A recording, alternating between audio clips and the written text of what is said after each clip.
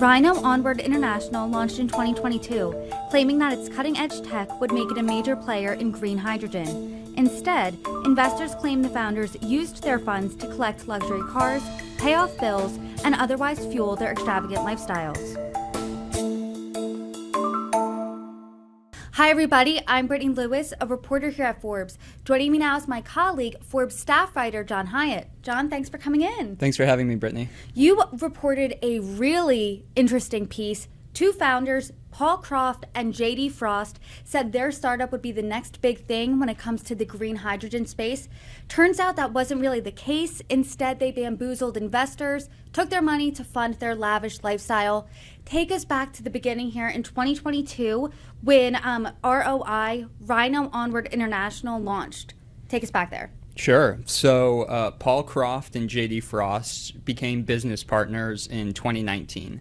They combined businesses. So Croft, his background is in insurance, and Frost is an accountant. So these were two guys who were running a small but moderately successful tax advisory firm, helping their clients, typically doctors, lawyers, small business owners, get more money back in their tax refunds.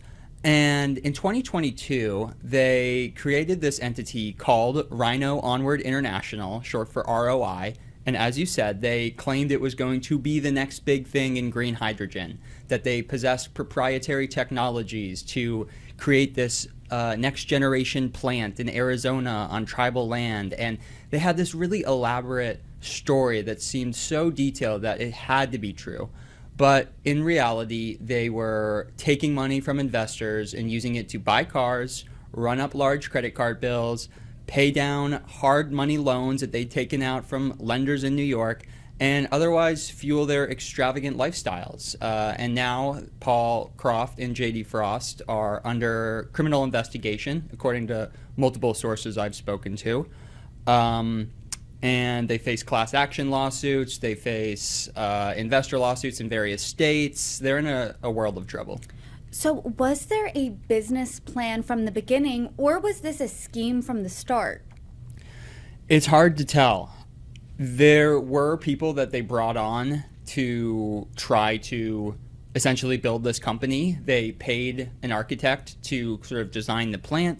So there was some money that went into the actual operations of this company. Of course, they did not get very far. There was no proprietary tech. A lot of it was, trumped up stuff that they had made up.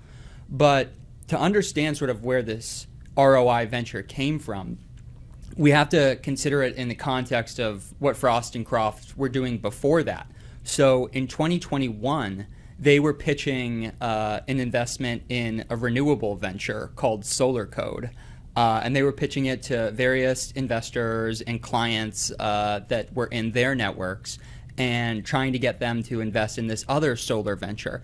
So it seems like the sort of alleged fraud that was going on had actually begun before ROI was incorporated. And ROI was sort of the bigger version of what they were already doing. You mentioned there's a class action lawsuit, over 200 investors. Who were these investors, and how much did Paul and J.D. raise? So over the course of 2021 through last year, they raised $46 million, according to bank records that were subpoenaed by the lawyers in Illinois who brought the first class action lawsuit against Croft and Frost. Who were these people? They were, by and large, unaccredited investors. So people with money, but not experts in the world of finance and investing in private companies. They were small business owners who were clients of Croft and Frost accounting tax advisory business. They were family and friends of people who knew Croft and Frost and who heard about this great renewable investment opportunity. They were just normal people who thought that they had, identified a great opportunity to grow their wealth when in fact their money was being used on fancy cars, jet skis, you name it. Normal people who, some of them invested their entire life savings. You had conversations with some of these investors. Can you talk to us about those? I spoke with one woman who she had actually worked with Croft since 2018, I believe. So she trusted him. She helped build their business, Croft and Frost, and she invested $50,000 of her money, but even more heartbreaking, her boyfriend, who had accumulated a savings in his construction business, he put $500,000, all of his savings, into ROI, and now all of that's gone. Other folks I spoke with were also introduced to Frost and Cross through various intermediaries. One woman I spoke with said that her financial coach had heard about Frost somehow and had introduced the pair, and she really grew to trust him. I mean, Frost was somebody who talked a lot about his Christianity. He talked about the importance of prayer. He talked about how he was in Alcoholics Anonymous and how he was a recovering alcoholic. So he really did build connections with investors, or at least connections that those investors thought were real. It's not clear that they were real or if they were part of his ruse to get more money out of them. Talk to us about who Croft and Frost were personally, because we see them on Instagram. There's some flashy posts. You mentioned Frost kind of leaned on his Christianity a bit. Talk to us about that. Sure. So to begin with Croft, so Paul Croft, raised in Duluth, Minnesota, became an insurance salesman at Northwestern Mutual, claimed to be one of their top salesmen. An advisory disclosure that we found shows that he was permitted to actually resign from Northwestern in 2008 while he was under internal review for allegedly fabricating information on insurance applications for a customer and himself. So he has a bit of a dodgy background there. Frost, he comes from a wealthy family in Chattanooga, Tennessee. His dad, Stephen Frost, owns a carpet mill machinery supplier called Tuftco.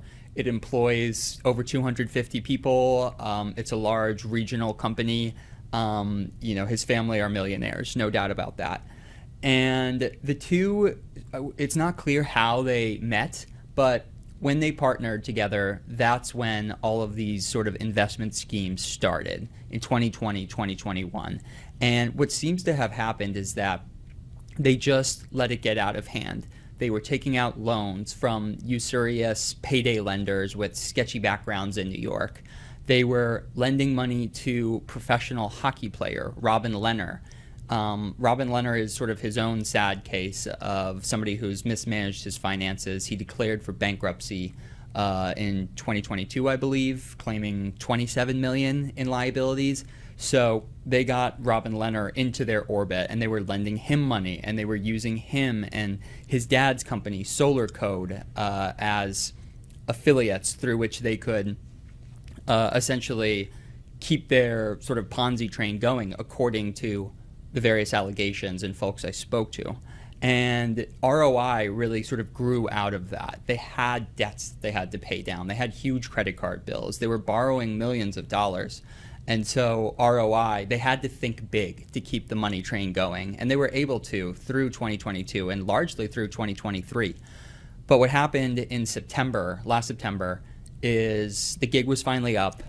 Their accounting business shut down and laid everyone off. And this followed a period during which many of their employees at Croft and Frost, their tax advisory accounting business, they hadn't been paid in weeks. Some of these employees would go for weeks without getting paid, and then all of a sudden they'd have money come through. And what's interesting is that in December of 2022, the first time this happened, once employees were paid after the fact, the money came from Rhino Onward International. So they were already sort of commingling different companies and different bank accounts, and it was just a mess, Brittany. So the irony really isn't lost on me. It's called ROI, return on investment. When did investors realize, hey, where's my money going? This is a scam.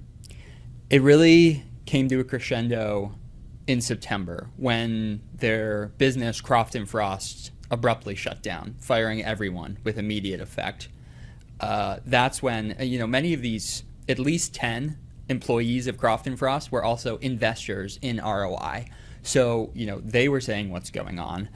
the clients of Croft and Frost who relied on them for filing quarterly taxes and relied on them for financial advisory services. Many of them were investors. And so when Croft and Frost shut down, they said, well, what's going on? What about ROI? Like, is any of this real? And, from there, Croft and Frost have largely kind of gone silent. I tried to call both of them multiple times, went straight to voicemail. Both of their lawyers issued a simple no comment.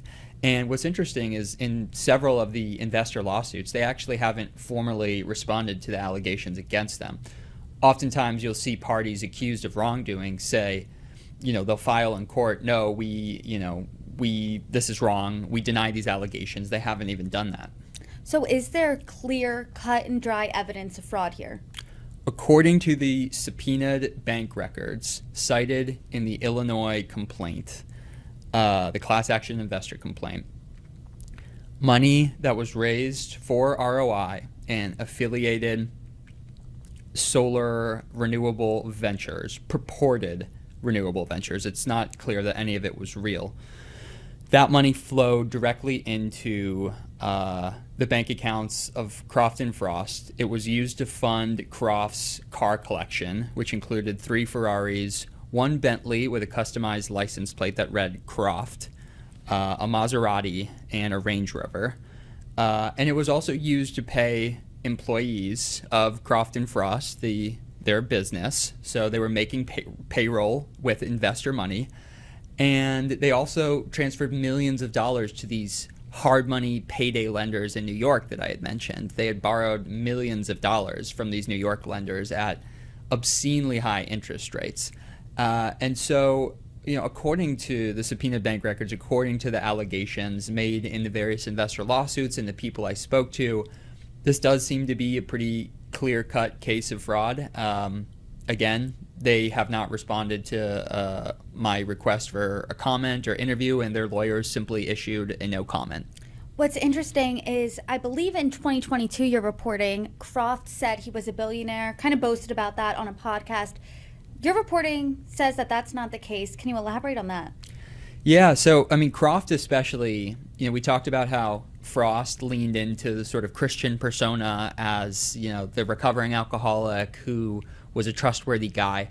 Croft also sort of leaned into his Christianity, but he was really a flashy guy. And, as of yesterday when our story went live, his Instagram is still up. There are still photos of him with his cars, of him enjoying the high life, allegedly, on investor funds. So he claimed on this podcast in 2022 that his net worth was somewhere between 1.8 billion and 3.8 billion, according to the CFOs he spoke to. First of all, a range of 1.8 to 3.8 is insane. Like, you are a wealth reporter. You cover people's net worths. You report on the world's wealthiest. Is that something that people claim, like a $2 billion range, is absurd? No?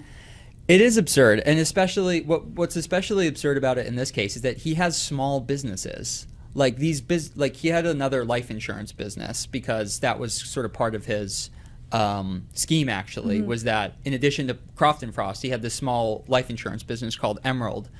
It employed 6 people, according to one of the former employees I spoke with. His companies were not large; these were not multi-billion-dollar companies that he controlled. So. It's quite clear that he was not as wealthy as he claims. Property records show he took a $600,000 mortgage on an $800,000 home in Chicago in 2021. So, most billionaires buy their homes in cash. They don't take out $600,000 mortgages. But this was part of his shtick. Part of his shtick was, I came from nothing and now I'm an absurdly wealthy person and you should invest in me because I'm going to make you that way too. And unfortunately, it worked. That's a shame, but what's next for A, the investors? Are they ever going to see their money? And B, what's next for Croft and Frost? Is there legal trouble on the horizon, potentially jail time? According to the sources I spoke to, the two are under federal criminal investigation. One source I spoke to said they recently met with IRS agents who were asking them questions. Somebody who is intimately familiar with the case said there is an extreme likelihood that Croft is going to get indicted. I don't know when. We have to wait and see. As for the investors, there are various channels through which, potentially they can get some money back at some point. I'm not sure how that will all work, but, there's over 200 investors. There's about 230 different people who invested tons of money. And so, hopefully there will be channels through which they can recoup some of their investments. John Hyatt, per usual, thanks for the conversation. Thanks for your reporting. Thanks, Brittany.